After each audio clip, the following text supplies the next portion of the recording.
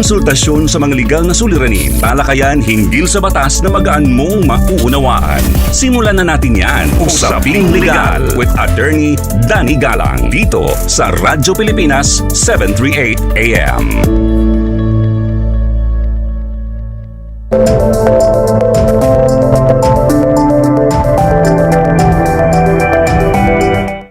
Magandang araw sa inyong lahat. Ako po ang inyong lingkod, Attorney Danny Galang, at kayo'y nakikinig sa Usaping Legal sa Radyo Pilipinas, Radyo Publiko. Ngayon ay Sabado, October 4, 2025. At syempre, welcome ho sa inyong Saturday morning habit, ang Usaping Legal. At kamusta naman ho kayo? Ang dami hong mga bagyo na patuloy ho nananalasa sa ating bansa.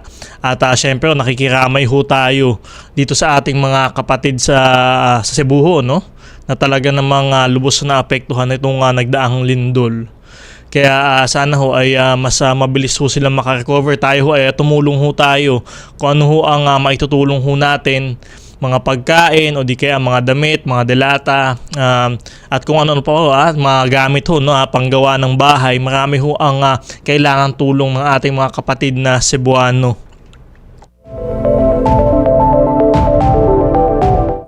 At syempre ang pag-uusapan ho natin ngayong araw, ito hong Senado nagpasa ho ng resolusyon para ho himukin ang ICC o International Criminal Court na i-house arrest ho si dating Pangulong Rodrigo Duterte. At syempre pag-uusapan ho natin yan, mga kasama ho natin maya-maya lamang si Attorney Joel Butuyan, isa ho doon sa mga ICC accredited lawyer.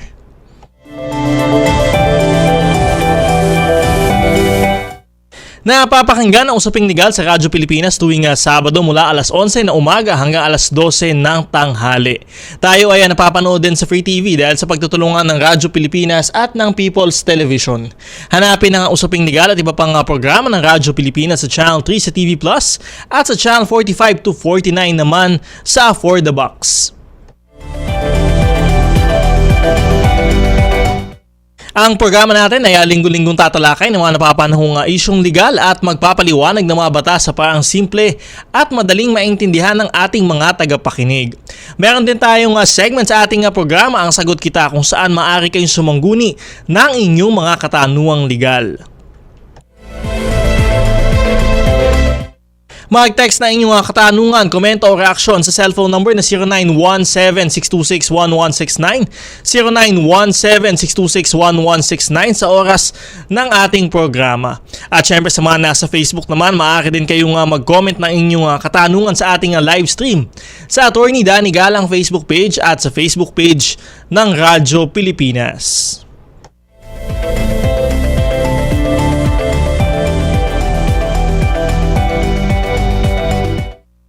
Eto ho, sa usaping legal natin ngayong araw, nagpasa ng resolusyon ang Senado nitong Miyerkules, Oktubre 1 na humihimok sa International Criminal Court o ICC na aprubahan ang house arrest ni dating Pangulong Rodrigo Duterte dahil sa humanitarian considerations. 15 senador ang bumoto para sa resolusyon, 3 ang hindi pabor at 2 naman ang nag-abstain. Nauna nang pinasuspinde ng kampo ni dating Pangulong Duterte ang lahat ng pagdinig sa kanyang kasong crimes against humanity dahil sa kanyang di umanong cognitive deficiencies. Kaya naman sa ating tanong sa bayan ngayong Sabado, October 4, 2025, pabor ka ba sa house arrest para kay dating Pangulong Duterte dahil sa humanitarian considerations? Ulitin lamang ho natin pabor ka ba sa house arrest para kay dating Pangulong Duterte dahil sa humanitarian considerations? Mag-text na inyong opinion sa 0917-626-1169, 0917-626-1169 o mag-comment sa ating live stream sa Attorney Danny Galang Facebook page at sa Facebook page ng Radyo Pilipinas.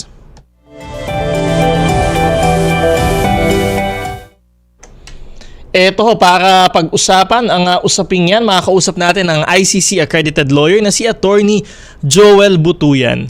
Good morning, Attorney Butuyan. Welcome back sa Usaping Legal. Attorney Danny Galang po. Kayo ay napapakinggan sa Radyo Pilipinas at napapanood din ho sa PTV. Good morning, magandang umaga, Attorney Danny at sa lahat ng ating mga kababayan na nakikinig at nanonood ngayong umaga. Ito po, Attorney Butuyan, no, nagpasa ng resolusyon ang Senado na humihimok sa ICC na pagbigyan ang house arrest para kay dating Pangulong Duterte. Ano po ang reaksyon ninyo dito? Yesterday, kasama ako ng isang coalition ng mga civil society organization at nagpasa kami ng statement, no, Attorney Danny, opposing itong Senate resolution na ito. Dahil talagang walang basihan at walang weight, hindi ito didinggin ng ICC. In fact, it's going to be, it's not even going to be favorable to the former president, no? Dahil unang-una, ito ay base lang sa dahil matanda na at Pilipino si former President Duterte, kaya humihingi sila ng humanitarian consideration. Alam mo, Atty. Danny, binabasa ko yung mga komento sa online chats, no? And nag-agree ako dun sa mga komento ng ating mga kababayan na si former President Duterte is accused of crime against humanity, tapos bibigyan mo ng humanitarian consideration. No? Parang napaka disintonado yung mensaheng binibigay natin. Saka kung yung Senado ay talagang totoo na maging representante ng mga kababayan nating Pilipino, dapat una nilang pag-ukulan ng pansin yung mga biktima, no, ng drug war. Mga 30,000 yung namatay dyan, 400,000 yung mga nakulong na walang basihan. At meron pang mga biktima ng torture, disappearances at mga sexual offenses, no? Wala man lang resolution ang Senado o buong Kamara, no, commiserating with these victims and even providing for the needs of the children who were orphaned of the breadwinners of the families, no? Noong panahon ng martial law, nagkaroon tayo ng batas, no? Yung Human Rights Victims Compensation Board na binibigyan ng tulong danyos yung mga nabiktima. Ito, 30,000 yung namatayan, 400,000 yung mga nakulong.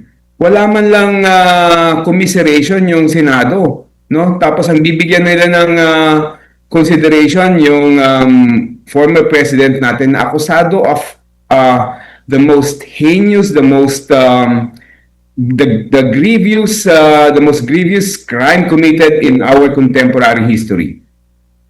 Alright, so you mentioned it already earlier, no? Pero meron ho ba kahit kaunting persuasive effect man lang itong mga gantong resolusyon sa ICC sa pagdidesisyon ho nila? Kung merong persuasive effect ito, it's going to be against the former president kasi it actually shows to the ICC na sobrang powerful pa rin si former President Duterte at ang dami niyang mga kaibigan at supporters sa Senado who are taking the cudgels for him, no? So talagang this is going to factor in dun sa may consideration ng ICC on whether or not to give him interim release, no? Kasi sa interim release, ang considerations diyan unang-una, meron bang possibility na babalik pa siya sa ICC kung i-interim release siya, no? Pangalawa, meron bang danger, meron bang risgo sa mga biktima at sa mga witnesses kung siya ay papakawalan kahit na temporarily, no? At pangatlo, will he be in a position to commit more crimes, no? If he's going to be released, no? So, yung ganitong pagpakita ng Senado na sobrang powerful pa rin si Pangulong Duterte will affect these three elements, these three conditions, no, which need to be satisfied before he is given interim release. Dahil talaga mapapakita na magkakaroon ng risk sa mga victims and witnesses. Dahil talagang sobrang powerful pa rin yung forces that support the former president dito sa ating bansa. Alright, what we understand is baka mag-backfire ho, no, sa dating Pangulo. Ngayon, sir, sinasabi ho ng kampo niya, particularly ni Attorney Kaufman, na yung dating Pangulo daw po, dating Pangulong Duterte, ay may cognitive deficiencies at hindi na daw ho fit for trial. Ano ho yung reaksyon nyo dito at naniniwala ho ba kayo sa pahayag na ito? Alam mo, between yung claim ni Mr. Kaufman saka yung mga sinasabi ng mga kamag-anak ni former President Duterte, mas maniniwala ako dun sa yung mga practically testimonies, no, on the street ng mga kamag-anak niya, ng mga anak niya at ng ex-wife niya, na sinasabi nilang okay naman in so many instances after they visit the former president, they're interviewed just outside the detention facility, and sinasabi nila na okay naman, pinag-uusapan ng love life niya, pinag-uusapan ng love life ng mga anak niya, pinag-uusapan ng braso ni VP Sara, pinag-uusapan ang past, present, and future ng Pilipinas. So anong cognitive deficiency doon? Mukhang si Mr. Kaufman ang may cognitive deficiency. Ito sir, dahil ho dun sa kanyang sinasabing medical condition, no? And you mentioned it kanina, posible po ba ang pagbigyan ng ICC yung kanyang interim release if ever mapatunayan talaga na meron siya nitong cognitive deficiency na ito? Alam mo, Attorney Danny, for an 80 years old, talagang meron talagang pagbabago yung physical saka psychological condition ng isang tao, no? Ang usapin na lang diyan is, will it be to such an extent na hindi na niya alam yung nature ng demanda sa kanya, kung ano yung takbo ng hearing na mangyayari, no? So sa tingin ko, meron siyang sufficient cognitive attention to know what is happening, no, to instruct his lawyers. In fact, in one of the filings of the ICC prosecutor, minention nila yon. Sabi nila, kung talagang may cognitive deficiency yan, paano niya nai-instruct si Mr. Kaufman kung ano yung gagawin niya? Paano niya na ibibigay yung consent niya sa mga ginagawa ni Mr. Kaufman? So, talagang meron siyang cognitive attention sufficient to undergo trial, Attorney Danny. Sinasabi ho, no, ni Vice President Sara Duterte na meron daw hong bansa na handang mag-host ho sa dating Pangulo kung sakaling aprobahan yung kanyang interim release. Attorney, may idea ho ba kayo kung anong bansa ho ito na talagang nag-presenta daw ho? Well, unang-una, Attorney Danny, in the totem pole of the requirements for interim release, nandun sa baba yung pagpayag ng bansa to host him, no? Ang pinaka-importanting usapin muna, ang pinaka-importanting conditions that they have to satisfy before you go to whether or not merong country willing to host him. Yung sinabi ko kaninang tatlong condition. Unang-una, kung babalik ba siya sa jurisdiction ng ICC kung maghihiring, kasi talagang requirement sa ICC na kailangan niya mag-attend ng trial, no? Kung bibigyan siya ng interim release, baka hindi na siya bumalik. Yun ang unang condition that he has to satisfy. Pangalawa, will there be risk to the witnesses and the victims? Ang problema kung magkakaroon ng interim release at magkakaroon siya ng caretaker, magkakaroon siya ng mga bisita na walang control, yung ICC, at magkakaroon sila ng usapan na hindi maririnig ng ICC, pwede niyang isiwalat yung mga identities ng mga victims at mga witnesses. Dahil ang difference between now na nasa detention siya, yung pag-uusap niya sa kahit kanino are monitored by the ICC. So malalaman nila kung sinisiwalat niya kung sino yung mga witnesses, kung sino yung mga victims, no, who will be involved, no? Dahil sa disclosure procedure ng ICC, dinidisclose lahat sa abogado niya at kay Mr. Duterte yung identities ng mga witnesses, no? Ngayon, kung lalabas siya ng detention facility, magkakaroon siya ng caretaker, makipag-usap siya kung kanino man dyan, pwede niyang isiwalat yung mga pangalan na identities ng mga witnesses, at this will endanger, no, the witnesses. So, yung pangatlo, yung will he be in a position to commit more crimes? Pwede niya mautusan yung mga kung sino man dyan para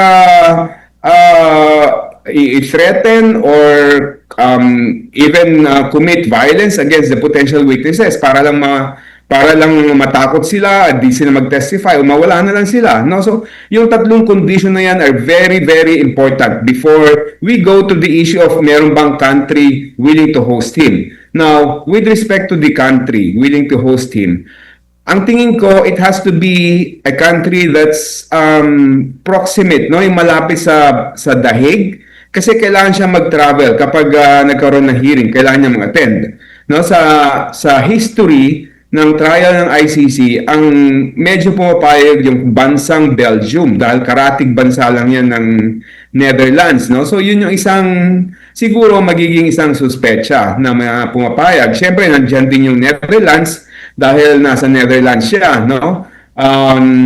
Pero wala pang history yung Netherlands na pumapayag siya na yung isang akusado sa ICC ay binibigyan ng interim release at hino-host siya ng Netherlands. Alright sir, eto ho no, I think si Senator Robin Padilla ay titingnan daw ho etong pagbisita ni Senator Antonio Trillanes as a welfare visit ketong kay dating Pangulong Duterte. Your thoughts on that, sir?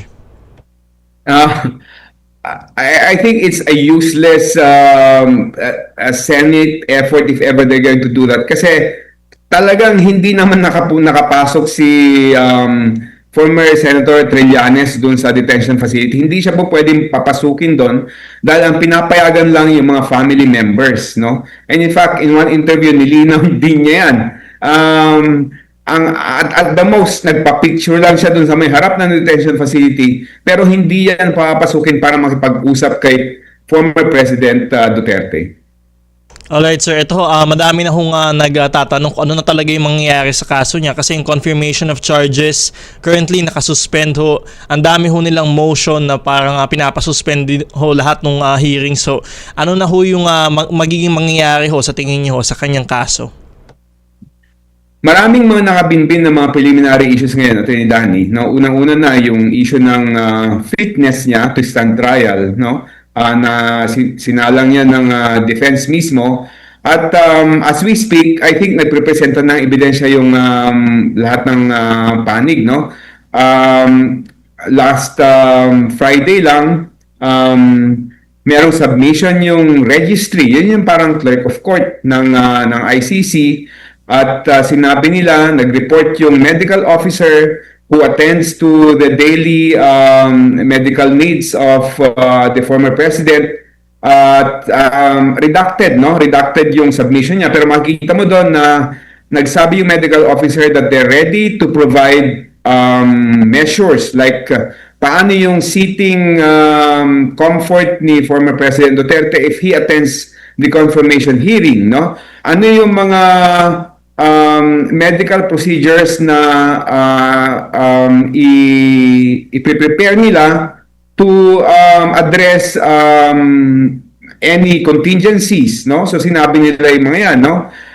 Tapos yung prosecution, yung prosecutor nagsabi na they will submit evidence, their own medical experts, no, to contest the argument that the former president is not fit, no? Yung defense naman nag-submit na or magsasubmit ng kanilang sariling expert, and yung korte mismo can appoint independent medical experts who will examine the former president. So pagkatapos na may submit lahat ng mga ito, magdedesisyon yung pre-trial chamber na 3 judges, no?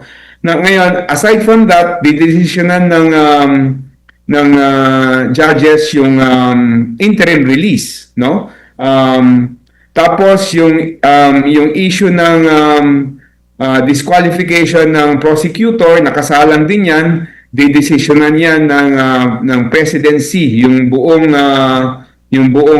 lahat ng judges ng ICC, hindi lang yung 3, no? Tapos yung yung jurisdiction ng ICC na kine-question din ng defense, didesisyonan niya ng appeals chamber, no? Tapos pang-5, didesisyonan din ng PTC, yung pre-trial chamber, kung sino yung mga victims who will be allowed to participate, no? And then pang-6, didesisyonan nila yung magiging permanent na victims counsel who is going to represent the victims, no? Dahil ngayon, temporarily yung in-house, yung tinatawag na Office of the Public Counsel for Victims, ang tumatayong victims counsel. Pagkatapos ng lahat ng mga to, saka magdidesisyon, I think, na iset for confirmation hearing yung kaso ni former President Duterte. Ang dami pa ho pala talagang pagdadaanan sa preliminary matters pa lang, sobrang dami na ho. Ito ho, panghuli na lamang Sir Attorney Butuyan, no? Ano ho yung mensahe nyo sa biktima ng war on drugs na nag-aabang ho sa kahinat na ng kaso hong ito? Ang mensahe natin sa ating mga kababayan, no, na nawalan ng mga mahal sa buhay, at yung iba ay nakulong, no, nawala sa proseso, nawala sa lugar. Magtiwala tayo sa independence, no, sa objectivity ng ICC. Dahil ang ICC hindi madadala ito sa politika, no? Kahit na anong klaseng politika, kahit na anong klaseng pressure ang gagawin ng Pilipinas o kung sino man dito sa ating bansa o kahit na sinong bansa, no? Nakita natin na even yung Amerika ay talagang ino-oppose ng ICC dahil may pressure ang Amerika against the ICC judges, no? Magtiwala tayo, no, sa proseso dahil ito yung huling entablado kung saan po pwede tayong makakuha ng hustisya. Nakita natin na talagang wala tayong pag-asa makakuha ng hustisya dito sa Pilipinas. Sinabi mismo ni Secretary Remulla na lahat ng ebidensya ay nawala o sinira, no? At nakita natin yung Senado, sobrang lakas pa rin ng mga puwersa ni former President Duterte. So talagang walang pag-asa dito sa Pilipinas. Doon tayo tumutok sa ICC. Alright, thank you. Maraming salamat to Attorney Joel Butuyan sa inyong updates. Maraming salamat, Atty. Danny. Si Attorney Joel Butuyan, ICC accredited lawyer. Sa pagbabalik ng usaping legal, sasagutin ko naman ang inyong mga katanungang legal. Mag-text na inyong katanungan, komento o reaksyon sa ating programa sa cellphone number na 0917-626-1169, 0917-626-1169 o hanapin ang ating live stream sa Attorney Danny Galang Facebook page at sa Facebook page ng Radyo Pilipinas. Magbabalik ang usaping legal matapos lamang ng ilang paalam. Tugon sa mga katanungang naaayon sa batas ang ibibigay. Usaping Legal kasama si Attorney Danny Galang sa Radyo Pilipinas 738 AM.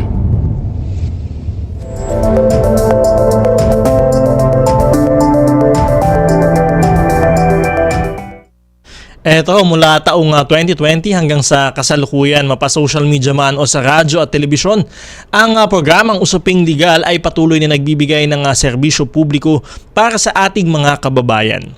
Ang titulo ng ating programa na Usaping Legal ay rehistrado sa Intellectual Property Office of the Philippines bilang isang trademark.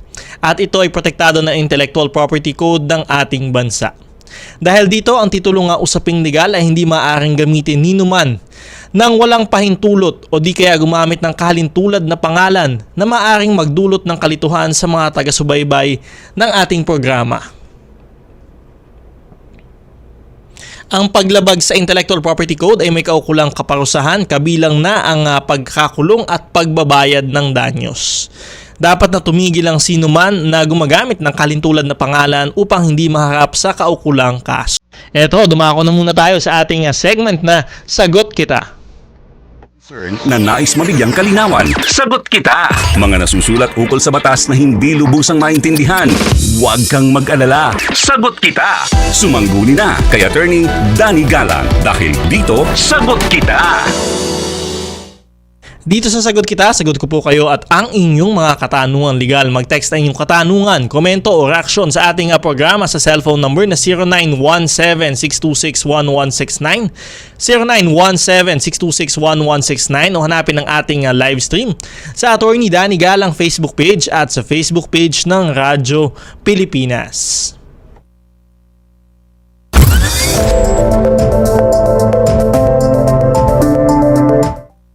Eto, first question natin galing kay Rosalinda Abrea. Attorney, paano po kung 20,000 ay estapa daw po yung ikakaso sa akin pag hindi ako nakahulog? Ayan ho, from Rosalinda Abrea. So una ho, wala hong, ang una ho natin sasabihin dyan, wala ho nahukulong sa utang. Yan ho, ito ho ay kung sa korte ho yan dadalhin, ito ho ay civil case lamang ho for collection of sum of money, etc. At kapag gantong halaga nga ho, itong 20,000 pesos, ito ho ay maaring kolektahin na ho, no, sa ating mga small claims court. Basta ho yung halaga na inyong kinokolekta doon sa isang tao, hindi ho higit sa 1,000,000 piso, 1 million pesos. Hindi ho kasama yung mga interest. Ayan ho, maaari na ho yan kolektahin o ihain ho sa ating mga small claims court. At yun nga ho, ang kagandahan ho kasi sa ating mga small claims court ay hindi ho na una-una ho, hindi ho kailangan ng mga abogado ho dyan. Bawal ho ang mga abogado ho dyan unless sila ho yung idinedemanda o sila yung nagdedemanda. Ang ikalawa naman ho, templated na ho yung mga forms na gagamitin. Ibig sabihin ho, hindi nyo na ho kailangan yung mga habang pleading. Yung mga pleading ho, ito ho yung maglalaman ng mga argumento o depensa sa isang kaso. Hindi nyo na ho kailangan yan. Dahil nga ho, hindi nyo na ho kailangan din ng abogado. Yan ho ay templated na lamang. Fill upan nyo na lamang ho yan doon sa ating mga small claims court. Katulad na lamang ho nung statement of claim. Ayan ho, para ho dun sa nagdedemanda. Isusulat nyo ho dyan yung pangalan ninyo, pangalan nung idinedemanda ho ninyo, magkano ho yung pagkakautang, at ano ho yung nature ng pagkakautang, at yung mga documentary evidence ho, no, na maaaring nyo ho isali doon sa inyong kaso. At syempre, doon naman ho sa kabila, wag ho kayong mag-alala, meron naman ho tayong verified response. Diyan yung ho sasagutin na halimbawa ho, wala ho kayong pagkakautang o di kaya bayad naman na ho yung pagkakautang ho ninyo. At syempre ho, may informal hearing lamang ho ang gaganapin ho dyan, at bago ho yan syempre i-attempt ho nung court, no, nung korte na kayo ho ay pag-ayusin, at para ho maghulog na lamang kung talagang may pagkakautang ho sa inyo. Ang mahalaga lamang ho dito, kailangan dumaan ho muna sa barangay. So meron ho kasi tayong tinatawag na certificate to file action mula ho sa barangay. At kung kayo ho ay nasa parehong barangay o di kaya adjacent ho yung inyong barangay, ay yun ho, kailangan ho muna kayong dumaan sa barangay, at kung talagang wala ho magawa yung barangay, i-issuean ho kayo ng certificate to file action o CFA. At yan ho ay i-attach nyo ho doon yung sa inyong statement of claim bilang katunayan na kayo ay dumaan muna sa barangay bago ho kayo dumaan doon sa ating mga small claims court.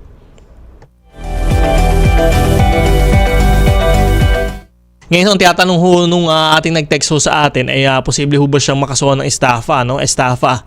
At ito ho ay kasong kriminal naman. Maaari ho kayong makasuhan ng estafa kung meron ho panloloko. Ayan ho, meron hong involved na fraud, misrepresentation, etc. So kung hindi lamang ho kayo nangutang, meron pa hong halong panloloko. Niloko nyo ho yung tao na inyong inutangan, ay maaari ho kayong makasuhan ho ng estafa. At syempre pag itong kaso, ito ay kasong kriminal ho, at mayroong posibleng kulong ho dyan. At syempre, ibang kaso pati, kung kayo ho ay nag-issue ng mga post-dated checks tapos ho tumalbog, ay meron naman ho tayong BP22 na kaso ho dyan, yung bouncing checks law ho natin. At maaari din ho kayong makulong dyan. Kaya lagi ho nating pinapayo sa ating mga listeners ho, no? Kung kayo ho ay may pagkakautang, ay huwag nyo hong tatakbuhan yung taong inutangan ho ninyo. Ayan ho, para ho hindi kayo mahabla pa ng iba pang kaso. Makipag-usap po kayo ng matino. Makipag-usap po kayo kung magkano lang yung kaya ninyong ibayad para sa mga payment terms ho, o di kaya naman ho mas maliit na interest. Pero ang mahalaga ho dyan ay huwag kayong tatakbo sa inyong pinagkakautangan, at huwag nyo hong lolokohin, huwag nyo gagamitan ng panloloko para ho hindi kayo mademanda ho, no, na iba pa hong kaso.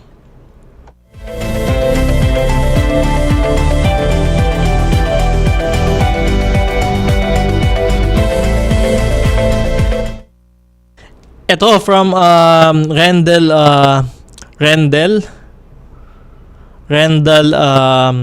Wampo. Attorney, good morning po. Ask ko lang po sana, bakit po yung agency namin? Buwan-buwan kaming kinakaltasan, pero hindi po nila buwan-buwan hinuhulugan ang mga benefits namin. Sa katunayan po, pang 3 punta ko na sa SSS para mag-salary loan. Dahil po sa nasira na po ang bagyo ang bubungan ng bahay ko. Last ko pong punta sa SSS kahapon, hindi pa rin po ako makapag-salary loan dahil daw po hindi pa rin updated ang contribution ko sa SSS. Saan pong pwedeng ilapit ang problema ko? Ilang beses na po itong pinarating sa agency. Palagi pong reason nila ay quarterly ang hulog nila Tama po ba yung ganun? Paano naman kaming nangangailangan? Lahat po kami, mga hawak ng agency namin, ganun po. Hindi updated ang contribution namin sa lahat ng benefits. Kung kailan lang po nila maisipang hulugan, feeling po ko tama po kayong pinatutubuan nila. Kasi nagpautang po sila sa mga tao. Paano naman po ang benefits namin? Sana po ay matulungan niyo po kami.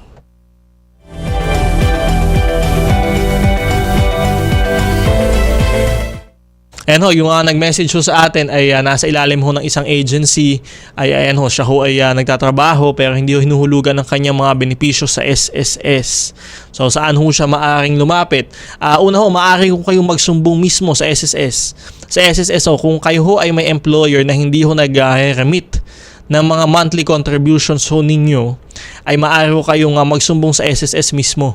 Ayan ho, maaari nyo isumbong yung employer ho ninyo na hindi ho nag-remit ng monthly contributions nyo ho sa SSS. So yun nga, sinasabi ho kasi natin, ang contribution ho sa SSS ay dapat ho hinuhulog every month po, no? Every 10th day of the succeeding month. So kung halimbawa ho itong September natapos na ho, dapat, kung hindi ako nagkakamali, until October 10, dapat ho maihulog nyo na po yung mga monthly contributions na kinaltas ho ninyo sa inyong mga empleyado.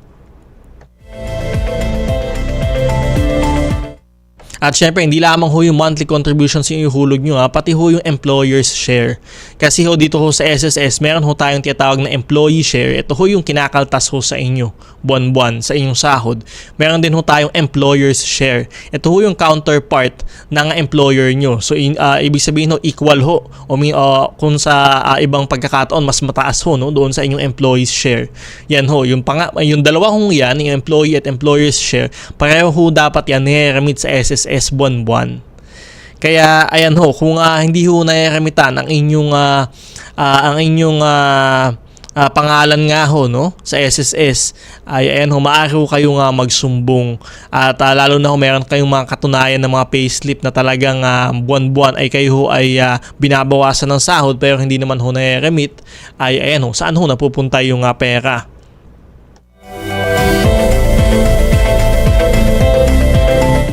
Kaya ayan ho, sa mga employer ho natin, i-remit ho natin kung ano yung narapat ho, no, para sa ating mga empleyado. Yan ho ay benepisyo ho nila. Yan ho ay binabawas ho sa sweldo nila. At yung contribution nyo ho ay kailangan din ho yan, mandated din ho yan ng ating mga batas. I-remit nyo ho sa SSS para naman ho ay yung mga empleyado ho ay magkaroon ho ng benepisyo. Ito makautang. Sa kaso ho ito, hindi ho siya makautang dahil nga ho kulang-kulang, bungi-bungi yung hulog ho sa kanya. Ay maawa naman ho kayo sa inyong mga empleyado nga ho na talagang binabawasan nyo naman ho ng mga kaltas pero hindi nyo ho hinuhulog. Ay ayan ho, maaari ho kayong mademanda ho dyan pag nasumbong ho kayo dito sa SSS at sa iba pa ho nga ahensya ng gobyerno, ay maaari ho kayong ma-revoke ho, no, yung mga lisensya ho ninyo, yung mga business permits ho ninyo. So may malaking consequences din ho yan kung hindi nyo ho gagawin ang inyong obligasyon ho, no, sa ilalim ng batas.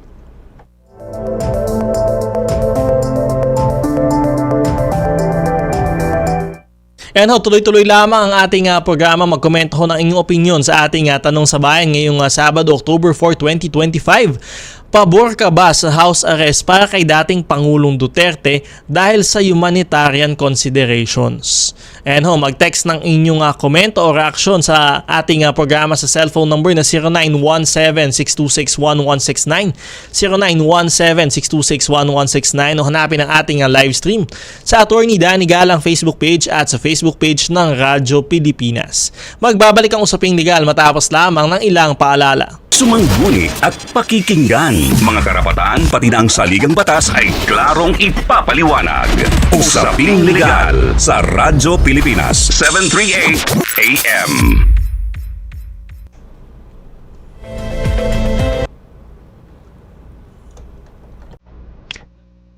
Nagbabalik ang usaping legal dito pa din sa Radyo Pilipinas, Radyo Publiko.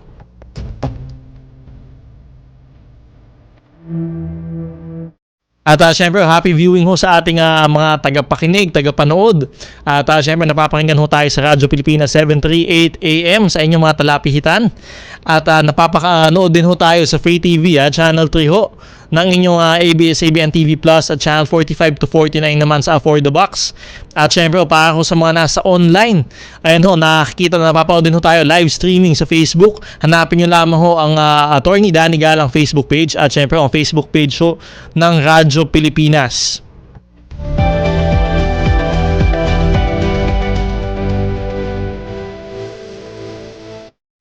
Eto, happy viewing sa atin kay sa mga nanonood ho, kay Jacitan Jovi Muniz, kay Jad Fatima Muni, Boards Parila at kay Jerome Parila. And happy viewing ho sa inyong lahat.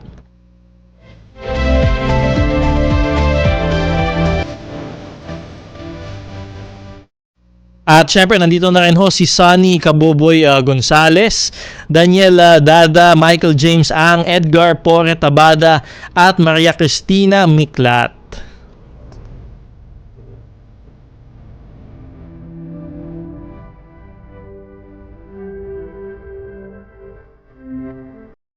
Syempre, maraming salamat ho dito sa ating mga Radyo Pilipinas stations nationwide na patuloy ho nag-share ng ating mga videos, no, para dumami ho yung ating mga tagapanood. Radyo Pilipinas sa Gingoog, Radyo Pilipinas Zamboanga, Radyo Pilipinas Palawan, Radyo Pilipinas Agoo, at Radyo Pilipinas Baguio, nandyan din ho.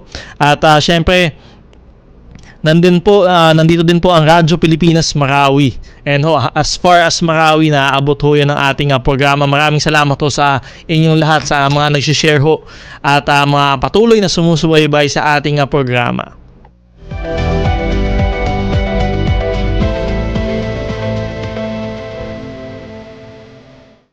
At syempre ho, meron din ho tayong YouTube channel, Attorney Danny Galang YouTube channel. Diyan ho ninyo makikita yung mga past episodes ng Usaping Legal. At kung hindi nyo ho naabutan ng ating programa tuwing Sabado ng umaga, ay maaari nyo ho yan na balikan dito sa ating YouTube channel, Attorney Danny Galang YouTube channel.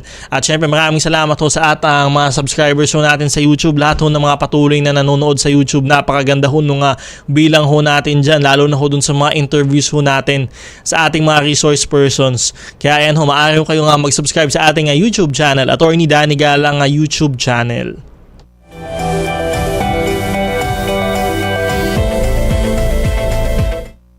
Magbasa lamang ho tayo ng mga ibang komento from Jerome Parilla. Good morning, Attorney Danny. Na mimaw ko nimo karon sa Radyo 98.1 BT Radyo Tuburan, Cebu. Ayan ho, thank you, Attorney Danny. Maraming salamat din ho at mag-ingat ho kayo dyan sa Cebu nga ho, no? At ang dami ho talagang naging casualties dahil ho dito sa lindol at meron pa ho mga aftershocks. Kaya ho mag-ingat ho tayong lahat. At from Boards Parilla also, good morning, Attorney Danny Galang. Daghang namatay sa Bogo City pagdindol sa 6.9 magnitude. Yes po, ang dami ho talagang naging casualties. At ayun ho, sana ho tumigil na ho yung mga aftershocks. We understand, ang dami pa rin aftershocks kahit hanggang kahapon ho, no? So sana ho ay tumigil na ho yung lindol dyan sa Cebu. At ayun nga ho, kung kaya ho natin, magpadala ho tayo ng tulong ho natin sa ating mga kapatid ho na Cebuano.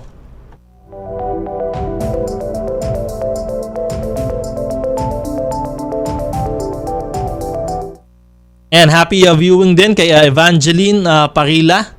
Ayan ho, happy viewing ho sa inyong lahat. At syempre, magbasa lamang ho tayo ng ilan sa mga komento dito sa ating Tanong sa Bayan ngayong Sabado, October 4, 2025. Pabor ka ba sa house arrest para kay dating Pangulong Duterte dahil sa humanitarian considerations?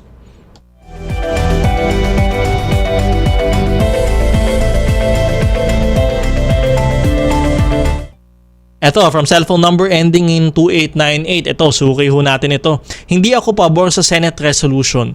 Approved by only 15 senators. They cannot represent 150 million Filipinos even if they are senators. Dapat they consulted the congressmen and the executive branch and conducted a survey similar to SWS and Okta surveys. Ayan ho. So ang resolution naman ho, ito ay wala naman ho itong binding effect. Pero ito ho ay nagpapakita lamang no, ng sentimiento ng mga miyembro ng Senado. So kaya ayan ho ay sa kanila sa kanila lamang ho. So hindi naman ho iyan ay sentimiento ng buong Pilipinas, ng mga Pilipino. Ito ay sentimiento ng mga miyembro ng Senado nga ho during that time. So yan ho, yung mga resolution, hindi ho yan batas, hindi ho yan binding, sentimento lamang ho yan ng mga senador nga ho. Ito from cellphone number ending in 2160. Hindi po kami pabor sa house arrest ni Digong. No, no, no at no, no, no. Okay po? Magugulo na naman ang Pilipinas. Ayan ho, at hindi naman ho sinasabi na dito dadalhin. Actually, in fact, bawal nga hong ibalik no, dito sa Pilipinas.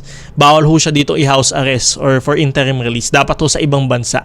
Kasi nga ho, sinasabi ng ICC, maaring ma-impluensyahan yung mga witnesses. Lalo na kung talagang may kapangyarihan pa, nasa poder pa yung pamilya, etc. Maari daw ma-impluensyahan yung mga witness. Kaya hindi ho sa Pilipinas talaga dadalhin ng dating Pangulo kung saan kung mag-aprobahan ho yung kanyang interim release. Kaya kung pinag-uusapan, sa ibang bansa ho talaga.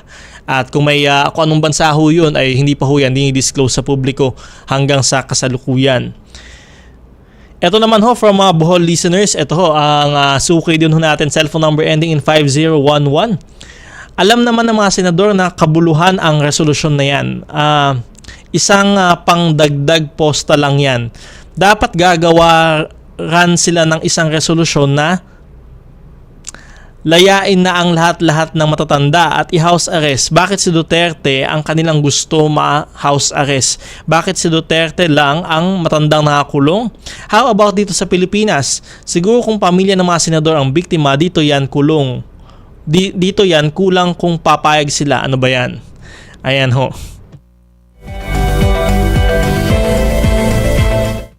Ang dami na nga rin ho nagsasabi kasi hindi naman ho tama sasabi ho nung texter natin, hindi lamang daw siya yung matandang nakakulong, ay bakit for humanitarian considerations ay papalabasin siya.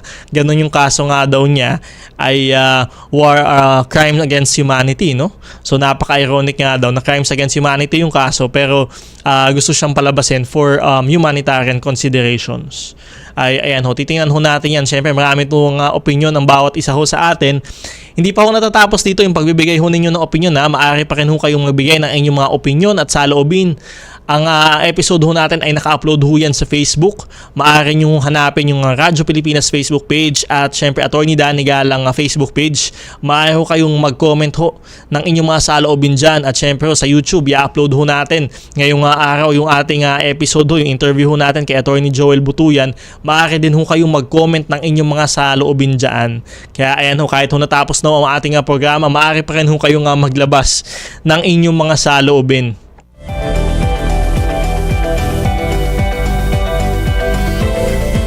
Kaya ayan ho, wala na ho muna tayong oras. Diyan na po muna nagtatapos ang ating programa ngayong araw. Maraming salamat sa ating mga nakasamang engineers at staff, Engineer Rolly Bumatayo at Engineer Jobel Lustre. Magkarinigan ulit tayo sa susunod na Sabado, alas 11 na umaga hanggang alas 12 ng tanghali dito pa rin sa Radyo Pilipinas, Radyo Publiko. Muli, ako po si Attorney Danny Galang. Mag-ingat tayong